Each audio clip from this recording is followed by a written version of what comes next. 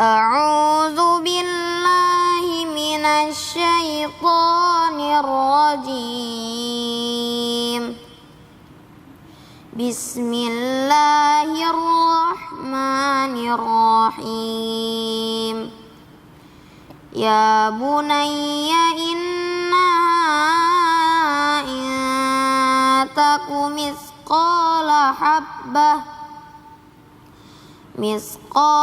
habbatin min khardalin fatakun fi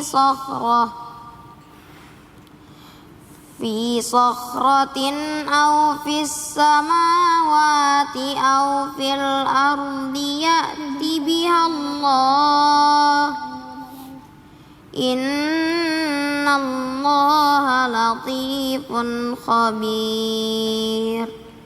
Ya bunayya aqimis salata wa'mur bil ma'ruf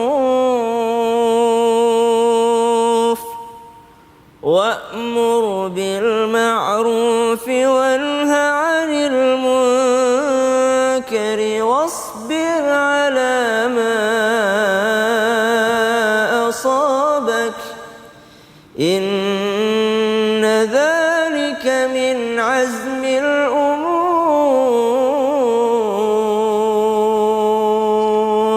Shadaqallahul azim.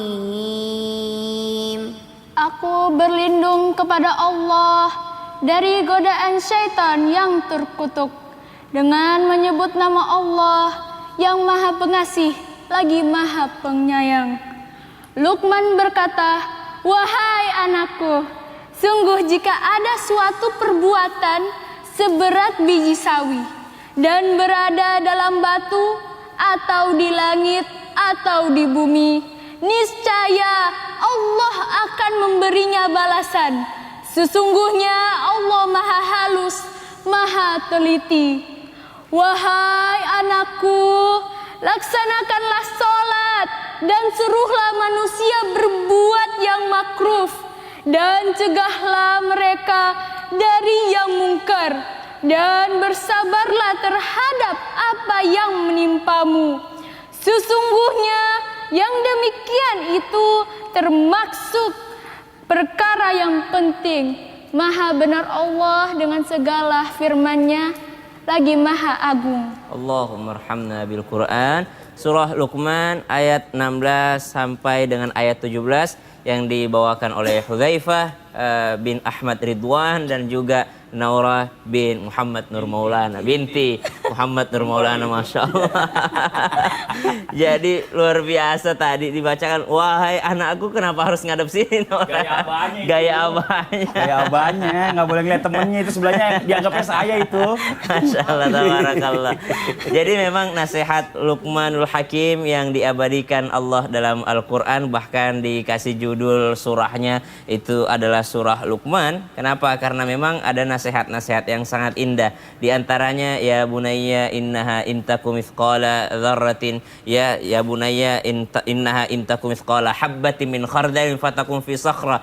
Maka ketika seseorang berbuat baik itu, wahai anakku, sekecil apa kebaikannya, sekecil apapun kebaikannya, pasti akan ada balasannya. Balasan dari Allah Subhanahu wa Ta'ala, karena Allah itu Maha teliti atas kebaikan ataupun apa yang dilakukan oleh hambanya. Kemudian, wahai anakku, dirikan sholat, ajak orang berbuat baik dan cegah orang berbuat keburukan, karena Allah Subhanahu wa Ta'ala Maha halus, Allah Subhanahu wa Ta'ala Maha mengetahui. Wallahu ta'ala ala. Masya Allah, terima kasih banyak Ustaz Syam, Naura, Hudzaifah, sini. Wah, ini lama-lama segmen 4 gaya abahnya keluar semua. Coba abahnya siapa ini dulu dong. Tadi dia tahan. Iya, ditahan. Coba, hai orang-orang yang beriman. Hai orang-orang yang beriman. Anaknya udah tahu gaya abahnya ya kan. Ini Masya Allah, terima kasih banyak Naura, Hudzaifah, boleh istirahat lagi. Ya Allah ya Rabbi. Emang kalau buah itu jatuh nggak jauh-jauh dari pohonnya, kecuali di bawah codot, jauh kalau di bawah terbang. Atau kecuali kalau ada sungai. Iya benar. Jadi buahnya jatuh di sungai, bener. kemudian Ngalir. Jamaah. Yeay. Oh jamaah. Yeay. Alhamdulillah. Alhamdulillahirrahmanirrahim. Masih di Islami Tinda, masih membahas tema yang luar biasa, puasa Ramadan tahun ini. Apakah kalian masih bersama orang tua? Wah, nah sekarang kita lanjut nih ya. Bicara masalah tentang anak-anak. Wah, anak-anak ini semakin dia besar, semakin dia remaja ini biasanya semakin dia lebih dekat sama teman-temannya dibandingin sama orang tuanya. Bahkan, mohon maaf nih ya, banyak anak-anak lebih memilih buka puasa sama teman-temannya. Oh Iya curhat kan? nih. Kok curhat? Kan Rafa sekarang tidak buka puasa lagi sama orang tuanya Buka kan? puasa. Udah. Karena kan dia di luar kota. Iya. Nah itu apakah anak-anak itu berdosa kalau seandainya dia lebih memilih buka puasa atau berpuasa bersama teman-temannya dibandingkan sama keluarganya? Karena kalau mungkin di keluarganya ya mungkin mohon maaf ya, kalau orang tuanya kayak yang sebelah itu kan agak ngatur gitu ya kan. Ini kan kayaknya banyak ngatur nih orang tuanya nih. Nah ini gimana? Mohon izin Ustaz Ahyar ya. Izin Ustaz Maulana Bang Bani. Bismillahirrahmanirrahim. Jadi apakah kemudian lantas berdosa sekonyong-konyong seorang anak tidak sahur, tidak berpuasa dan tidak berbuka bersama orang tuanya? Lihat lebih detail yang disebut dengan penempatan yang tepat begitu.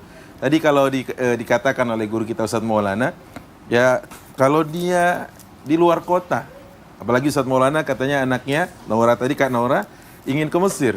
Lantas apakah bisa tiap hari begitu? Mungkin bisa secara virtual. Oh iya.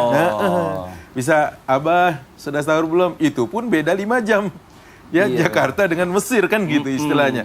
Nah, apa yang dikatakan tadi tidak serta-merta langsung dia berdosa, tidak bersalah, karena memang makin tumbuh anak menjadi pribadi yang ya punya banyak kawan, sudah menjadi keniscayaan juga bahwa mereka ingin bersosialisasi gitu.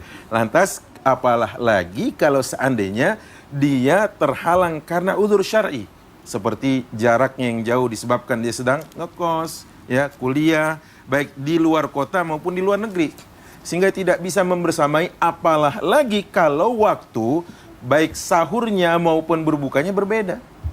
Misalkan anaknya berada di wilayah timur Indonesia, katakan di Makassar, ya, Ustadz Maulana di Jatiwaringin, misalkan begitu ya Ustadz ya, Jatiwaringin. Nah, pasti kan ada selisih buka di sana lebih cepat 1 jam kalau tidak salah. Lebih cepat Ustadz. 1 jam. Misalkan Kak Nora bilang, Abah selamat berbuka, kata Abahnya belum, Abah masih tilawah ini kan gitu. Jadi nggak bisa, walaupun virtual pun dihalangi oleh jarak dan waktu. Paling tidak ya, setidaknya kita orang tua faham dan anak pun mengerti. Apa yang dimaksud dengan faham? Faham bahwa kondisi anak kita makin tumbuh, makin besar, makin dewasa, pastilah dia juga ingin bersosialisasi dengan kawan-kawannya. Dan kita juga sadar betul bahwa anak kita terhalang jarak, waktu, tempat, ya, bukan berarti mereka tidak bakti sama kita. Bukan berarti mereka durhaka sama kita. Jangan-jangan itu bukti nyata dari gemblengan kita selama ini terhadap tarbiyahnya, agar dia bisa bersosialisasi dengan baik dengan kawannya, agar dia saling ta'awun, tolong-menolong dengan teman-temannya, agar dia bisa saling membantu dan memberi. Jangan-jangan itu waktunya dia untuk menunjukkan bahwa gemblengan di rumah, ya, tarbiyah yang ditempa oleh ayah, oleh bunda, dan oleh orang tua, saatnya mereka aktualisasikan dan saatnya mereka mengejawantahkan. Agar apa? Agar menjadi pasif income bagi orang tuanya dan mengalir terus transfer pahala buat orang tua tersebut, sehingga kita harus berpikir yang lebih baik dan berhusnuzon kepada anak-anak kita. Tapi buat anak-anak, jangan sia-siakan. Kendati beda waktu, tetaplah paling tidak terhubung melalui media komunikasi. Wallahu a'lam bishawab. Masya Allah, terima kasih banyak Ustaz Siap. Ahyar penjelasannya. Nah ini buat jamaah Islam itu yang ada di rumah ya, buat semua teman-teman yang mungkin juga pengen ternyata berpuasa bersama orang tua atau dengan keluarga, tapi ternyata memang waktu tidak memungkinkan. Betul. Mungkin yang sedang berpendidikan atau sekolah atau bagaimanapun apapun yang terjadi lah ya. Nah ini bagaimana caranya bisa menjadikan Ramadan ini Ramadan yang terbaik walaupun tidak bersama nih Ustaz Syam nih. Mohon izin penjelasannya nih. Silakan. Baik, Bismillahirrahmanirrahim. Mas Fadli, guruku Ustaz Maulana dan guru-guru kami yang dimuliakan Allah Subhanahu wa taala. adakah cara terbaik untuk berRamadan ya meskipun tidak bersama dengan orang tua? Atau mungkin ketika bersama dengan orang tua, apa yang bisa dilakukan agar menjadi Ramadan yang terbaik? Tentu saja yang pertama, jalankan bulan suci Ramadan dengan ilmu pengetahuan. Artinya mengetahui hukum-hukum yang ada di dalam bulan suci Ramadan, mengerti akan esensi puasa, mengerti akan ibadah terbaik yaitu tilawatil Quran, mengerti agar menghidupkan malam-malam Ramadan. Setelah itu subhanallah tadi dibacakan ayatnya oleh Hudzaifah bahwasanya kita wa'mur bil ma'ruf, saling mengingatkan dalam kebaikan. Tentu saja ketika seseorang mengerjakan ibadah Ramadan, kalau mau ibadah Ramadannya menjadi ibadah Ramadan yang terbaik, maka ajak juga orang lain. Maka subhanallah, jangan sampai kita ngajakin anak gadisnya orang tua sendiri nggak pernah diajakin sholat malam. Jangan sampai ada orang yang ngajakin orang lain teman-temannya, tapi ternyata adiknya sendiri tidak pernah diajakin. Dia sahur-sahur keluar rumah, sahur bangunin semua orang lain di luar rumahnya. Sahur semua orang dibangunin sahur. Orang tuanya tidak dia bangunkan, atau bahkan dia menjadi orang yang sangat sulit untuk dibangunkan pada saat sahur oleh orang tuanya. Subhanallah, berarti wa'mur bil ma'ruf dimulai dari orang terdekat. Wa'mur bil ma'ruf adalah untuk orang tua, wa'mur bil ma'ruf adalah untuk anak-anak, untuk pasangan, untuk keluarga. Maka mengajak kepada yang ma'ruf, kebaikan adalah yang terdekat dulu, utamanya wabil khusus kedua orang tua kita. Mungkin tidak semua beruntung punya orang tua yang baik, yang soleh gitu ya. Ada mungkin di antara kita jamaah Islam Indah, ada yang bapaknya tidak mau puasa, emaknya tidak mau puasa. Itu dimulai dakwah kepada mereka dengan cinta, dengan hati, sampaikan dengan hati kepada orang tua kita. Yang kedua, wanha 'anil munkar, dan juga mencegah daripada kemungkaran, mengingatkan kepada ibu, mengingatkan kepada ayah, wahai ibu, tidak usahlah sibuk-sibuk untuk mendekorasi rumah. Kalau kita tidak punya, tidak usah sibuk-sibuk untuk mengganti semuanya. Lebaran mau ganti gara-gara melihat tetangga. Mengingatkan kepada orang tua akan kebaikan tadi. Maka subhanallah, berRamadan terbaik terhadap orang tua minimal meringankan beban daripada orang tua tersebut. Bagaimana dengan anak-anak yang jauh? Anak-anak yang jauh tidak menghalanginya untuk berbakti kepada kedua orang tuanya. Ada doa. Doa ini tidak ada penghalangnya subhanallah. Karena meskipun di jarak yang berbeda jauh, tapi sama-sama semua menghadap ke langit, semua mengarahkan doanya kepada Allah Subhanahu wa taala, maka pasti akan bertemu doanya. Apalah seorang anak yang dekat dengan orang tuanya tapi tidak pernah mendoakan kedua orang tuanya. Apalah arti seorang anak yang tinggal seatap dengan orang tuanya tapi tiap hari menyakiti perasaan kedua orang tuanya. Mungkin orang tua mengatakan, lebih baik kau tinggal jauh deh nak, kalau jauh nggak pernah berantem kita. Tapi kalau kita seatap, perasaan berantem mulu subhanallah. Jadi berjauhan bukan menjadi penghalang untuk anak berbakti kepada kedua orang tuanya. Wallahu ta'ala alam. Masya Allah, terima kasih banyak Ustaz Syam. Jadi nggak usah iri ya dengan orang-orang yang mungkin selalu dekat dengan keluarganya karena memang mungkin sekolahnya dekat dari rumah dan lain-lain. Nah sekarang saya mau coba undang anak Ustadz Maulana yang paling besar lagi, Naura. Nah ini Naura, sini dong, jangan deket-deket abahnya, sini. Nah ini Naura nih, saya kenal beliau nih, Naura ini masih kecil banget, masih ada uminya waktu itu. Jadi Naura itu benar-benar anak yang paling sering disebutin sama abahnya. Iya. Abah itu selalu apa-apa Naura.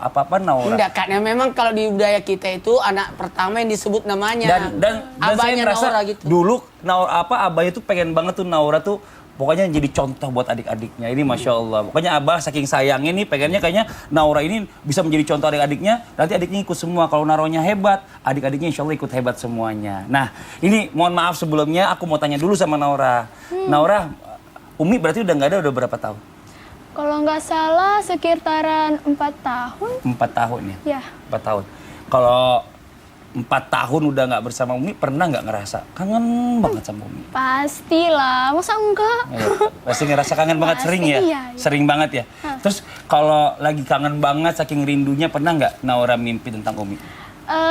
Sedihnya enggak, tapi saya dengar-dengar Abah pernah ya kalau nggak salah. Kalau Naura nggak pernah mimpi tentang Umi? Naura nggak pernah mimpi tentang Umi? Enggak. Nggak pernah? Enggak. Tapi Naura ini luar biasa loh, maksudnya Naura ini anak pertama, berarti Naura ini harus menjadi sosok yang bisa menggantikan Umi menjaga adik-adiknya. Apalagi kan Abah ini kan pendakwah.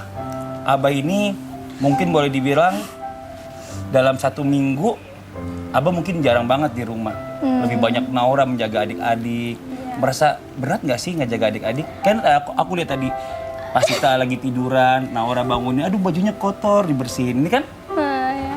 yang biasanya dilakukan sama ibu, nah sekarang semuanya Naura yang lakukan. Merasa berat nggak sayang? Alhamdulillah enggak, karena adik-adik saya tuh nggak pernah jadi beban untuk saya. Masya Kecuali Allah. kalau dia nakal baru jadi beban. Dan wah, Pernah nggak sih ngerasa capek gitu, ngerasa aduh ya Allah ini kenapa sih adik-adikku pada begini gitu. Pernah nggak ngerasa ada terlintas di hati kecil Naura itu, Abah mana ya, Abah kok belum pulang sih, aku capek nih ngurusin adik-adik gitu. nggak terlalu sih. Tapi alhamdulillah saya sabarin aja, karena ini ujian dari Allah. Ya Masya udah, Allah. udah. Pernah nggak sih Naura iri sama teman-teman? Pas lagi ngambil rapot, Iya. pas lagi ada acara-acara di sekolah, semuanya bawa keluarga lengkap, ada abah, ada uminya. Naura cuma kadang malah justru abahnya nggak datang karena abah harus ada tugas di luar kota. Pernah sedih? Sering? Enggak. Nggak. Naura Nggak. ngertiin ya? Iya, ngerti sekali. Ngerti sekali. Iya. Kalau abah sibuk gitu ya, abah cari rezeki, abah juga harus berdakwah gitu ya. Iya. Kalau abahnya gimana, ngerasa beban nggak sih? Nggak nih, kita bicara heart to heart ya, ini maksudnya dari hati ke hati. Pasti kan Ustadz Maulana kan yang namanya sosok Ustadz Maulana ini siapa yang nggak kenal Ustadz Maulana? Bahkan setiap kita ke daerah manapun, Masya Allah sambutannya luar biasa. Pernah nggak sih merasa, aduh anak-anakku lagi ngapain ya? So, anak-anakku udah makan apa ya hari ini ya? Ya Allah, anak-anakku jangan-jangan ada yang sakit. Sebenarnya gini, keyakinan kita bahwa pemiliknya adalah Allah. Tidak mungkin Allah menguji hambanya di atas kemampuannya. Ketika Allah mengambil ibu dari anak-anak saya yakin Allah tahu kalau saya sanggup untuk merawat anak-anak. Jadi kembali lagi kepada kita semua. Sebenarnya ditinggal pasangan itu bukan akhir dari segalanya. Justru saya harus bangkit menjadi berperan ganda. Selain dari jadi ayah, juga harus berperan sebagai ibu. Tahu nggak, Li? Aku itu setiap Jumat nyisirin rambut anak. Iya. Setiap Naura, Jumat, semua ya. semuanya satu-satu. Dari situlah bentuk kedekatan kami. Sesibuk apapun, insya Allah malam Jumat, hari Jumat, saya pasti nyisirin. Atau ngobrol-ngobrol, makan bareng. Setiap saya datang makan pasti mana anak-anak, kita ngobrol. Atau kalau saya pulangnya kemalaman, aku masuk di kamar anak sambil ngerjain materi Islam Tinda Masya Allah. di kamar anak-anak. Tapi Naura ya, yang namanya orang tua ini ada batas waktu. Enak aja. Semua pasti. Saya pun begitu. Ustadz AR, Ustadz Syam, ada batas waktu. Jadi Naura ini benar-benar harus bisa nyenengin Abah, menjaga kepercayaan Abah, dan juga bisa mewakili Abah di saat Abah nggak ada di rumah. Bahkan sebentar lagi Naura juga nanti akan kuliah di luar negeri nih, ya. Berarti Naura juga harus lebih bisa dipercaya lagi sama Abah untuk bisa tinggal sendiri. Sayang nggak sama Abah? Sayang lah, masa Coba dipeluk. enggak? Ini kapan terakhir meluk Abah? Aku mau nanya deh. pernah nggak? Selalu. Malu, nggak apa-apa. Peluk Malu Masa di kenapa depan harus orang, malu? tapi kalau Kenapa setiap harus hari malu? Kan Abah sendiri. Nggak boleh malu sama Abah. Peluk Nah, gini, Abahnya, gini, ayo coba gini. dipeluk Abah. Abah Di peluk. sini. Nah, Kalau ayo, Masya saya Allah. ini Ramadan terakhir Nora di sini. Karena Ramadan tahun depan sudah di luar. Sudah Nanti ke suatu Mesir. saat rindu loh meluk Abah. Kita tuh nggak pernah boleh malu meluk sama orang tua dimanapun, kapanpun. Ini Masya Allah. Nah, buat jamaah Islam itu Indah yang ada di rumah ya, nggak usah sedih apabila memang harus Ramadan ini kita jalani sendiri. Tapi bagaimanapun semuanya tetap pasti ada hikmahnya di balik apa yang Allah berikan kepada kita, seperti apa yang disampaikan oleh guru kita Ustadz Maulana. Yang di rumah jangan kemana-mana, kita akan segera kembali lagi tetap di Islam itu Indah. Jamaah, oh jamaah, alhamdulillah.